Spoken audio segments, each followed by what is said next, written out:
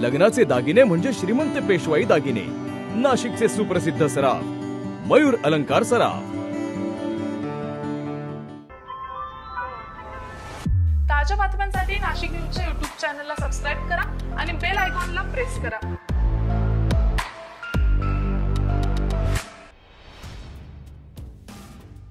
घरात पत्नीसोबत झालेल्या भांडणातील तणावामुळे मद्यप्राशन करीत असताना समोर बसलेल्या अनोळखी व्यक्तीने शिवी दिली म्हणून त्याचा चॉपरनं भुसकून खून करणारा मुख्य संशयित अमोल उर्फ बाबा लक्ष्मण पवार यास जेरबंद करण्यात आलेला आहे। दरम्यान अन्य संशयित शुभम पवार यास 16 डिसेंबरपर्यंत पोलीस कोठडी सुनावण्यात आली आहे। ओझर पोलिसांनी दिलेल्या माहितीनुसार ओझर येथील खंडेराव महाराज यात्रेत आलेला तुषार शिवाजी कडाळे बस स्थानकात मद्यप्राशन करत होता। त्याच्यासमोरच संशयित भूषण आणि उर्फ शिवाजी पवार आणि अमोल उर्फ बाबा पवार मद्यप्राशन करत होते। बाबा पवार याचे त्याच्या पत्नीसोबत घरगुती कारणातून वाद झालेले होते।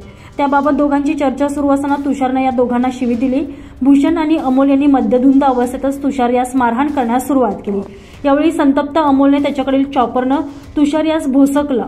संशयित भूषण उर्फ शुभम पवार यास पोलिसांनी त्याच वेळी ताब्यात घेतलं होतं। त्या 16 डिसेंबरपर्यंत पोलीस कोठडी सुनावण्यात आलेली आहे। या प्रकरणातील मुख्य संशयित अमोल उर्फ बाबा लक्ष्मण पवार हा फरार होता। तो 10वा मैल परिसरात लपून बसल्याची माहिती पोलीस कर्मचारी जितेंद्र बागुल यांना मिळालेली होती। त्यानुसार पथकानं या ठिकाणी सापळा रचत त्याला जेरबंद केलेला आहे। दरम्यान तुषार कडाळे खून प्रकरणातील दोनही मुख्य संशयितांना ताब्यात घेण्यात पोलिसांना यश आलंय। अझर कादरी, नाशिक न्यूज, ओझर।